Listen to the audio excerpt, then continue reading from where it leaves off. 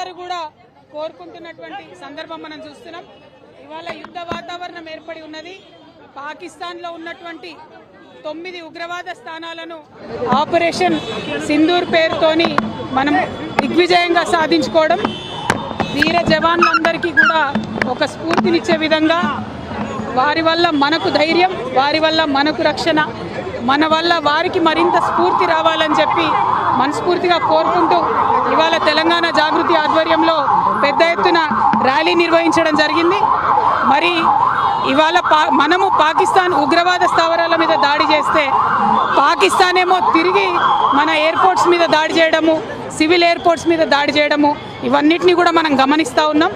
వీటన్నిటిని కూడా చూస్తూ మన భారత సైనికులందరికీ కూడా మద్దతుగా సంఘీభావంగా ప్రతి రాష్ట్రంలో ప్రతి చోట కూడా నిజానికి పెద్ద ఎత్తున ర్యాలీలు జరగాలి. నేను తెలంగాణ జాగృతి కార్యకర్తలకు పిలుపులు ఇస్తూ ఉన్నాను. రాష్ట్ర వ్యాప్తంగా కూడా మీరు సంఘీభావంగా సైనికులకు కార్యక్రమం చేయాలి. ఈ సమయంలో దేశంకి తోడుగా మనం కూడా నిలబడాలి. అక్కడ వాళ్ళు నిలబడి ప్రాణాలు ఇస్తుంటే మనము దానికి అర్హత పొందినటువంటి నాగరికులుగా వారికి సైన్యానికి మద్దతుగా ఉండాలని కోరుతా ఉన్నాను.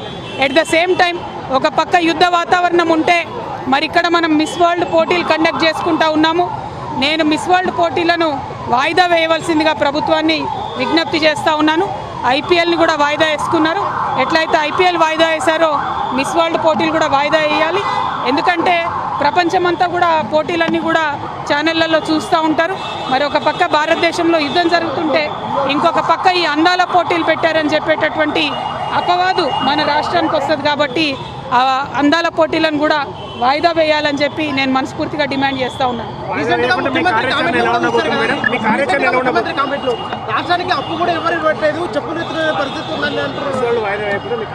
మిస్ వరల్డ్ వాయిదా వేయమని విజ్ఞప్తి చేస్తున్నాం ప్రభుత్వానికి. ఎందుకంటే ఇది విఘ్నత ప్రదర్శించాల్సినటువంటి సమయం. ప్రపంచమంతా కూడా భారతదేశం వైపు నిలబడ్డది. ఇవాళ మనది ధర్మయుద్ధం. భారతదేశం ఎప్పుడు కూడా తప్పు చేయదు. నీతి మీద నిజాయితీ మీదనే యుద్ధం చేస్తున్నాం. మనం వారి భూభాగంలో సామాన్య ప్రజలను ఏమనలేదు, ఉగ్రవాదులనే హతం చేసినాం. ఈ సందర్భంగా ప్రపంచమంతా భారతదేశం వైపు నిలబడి మనం చూస్తుంది. కాబట్టి ఈ టైంలో సిల్లీగా మనము అందాల పోటీలు పెట్టి మన ప్రాధాన్యతలు వేరే రకమైనటువంటి సందేశం ప్రపంచంలో పోకూడదు.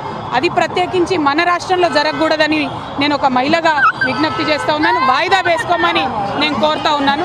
రీసెంట్గా ముఖ్యమంత్రి కామెంట్లు కూడా చూసినారు. రాష్ట్రంలోకి అప్పులు పుట్టట్లేదు, రాష్ట్ర ఆదాయానికి సంబంధమైన విషయాల్లో కూడా మాట్లాడింది.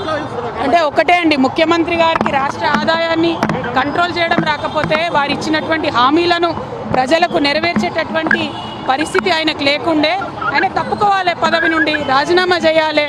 పేద ప్రజలకు 6 వాగ్దానాలు చేసి వంచన చేసి అధికారంలోకి వచ్చినటువంటి ఇవాళ మీరు చేయలేకపోతున్నాం, పరిపాలన చేయలేకపోతున్నాం అంటే పరిపాలన చేతగాని ముఖ్యమంత్రి గారు తక్షణమే రాజీనామా చేయాలని చెప్పి నేను డిమాండ్ చేస్తున్నాను. ప్రభుత్వ ఉద్యోగులు కొంచెమే కోరికలు కోరుతున్నారు, మీరు వెనక్కి తగ్గాలి, కోరికలు కోరొద్దు అని చెప్పి. ప్రభుత్వ ఉద్యోగులైనా పేద ప్రజలైనా ఇదివరకు వీళ్ళు ఇచ్చినటువంటి మేనిఫెస్టో హామీలలోంచి డిమాండ్ చేస్తున్నారు తప్పితే కొత్తగా ఏం అడుగుతలేరు.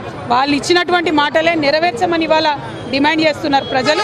ఆ మాటలు నెరవేర్చలేక రాష్ట్రాన్ని గాడిలో పెట్టేటటువంటి పరిపాలన చేతగానటువంటి ప్రభుత్వం కాబట్టి మరి దిగిపోమ్మని వారు మేము డిమాండ్ చేస్తాం. రాష్ట్రానికి ఆదాయం ఎక్కువ ముఖ్యమంత్రి మాట్లాడారు. మరోసారి కూడా రాష్ట్రానికి ఆదాయం లేదు, అప్పుల పాలైందని మరోసారి. ఈ ముఖ్యమంత్రి ఎప్పుడేం మాట్లాడుతుండే ఎవరికి అర్థమవుతుందే? అధికారంలోకి వచ్చినాక ఆయన ఒక తీరు మాట్లాడిండు, రాకముందు ఇంకో తీరు మాట్లాడిండు. ఇప్పుడు నిన్న మొన్న మరీ దారుణంగా రాష్ట్రం యొక్క ప్రతిష్ట దిగజార్చేటట్టు రాష్ట్ర ముఖ్యమంత్రి నన్ను చెప్పుల దొంగను చూసినట్టు చూసిరని ఆయన్నే అనుకుంటే మరి ప్రజలందరూ కూడా నవ్వుకుంటున్నారు. మాకు ఇదేం కర్మరా ఇట్లాంటి ముఖ్యమంత్రి వచ్చిండని బాధపడే పరిస్థితి ఉన్నది. అందుకే మళ్ళొకసారి డిమాండ్ చేస్తున్నాం, మీకు పరిపాలన రాకపోతే, మీరు ఇచ్చినటువంటి మాట నిలబెట్టుకునే పరిస్థితి మీకు లేకపోతే రాష్ట్రం ప్రతిష్ట దిగజార్చకండి, మీరు తక్షణమే రాజీనామా చేయండి. జై తెలంగాణ.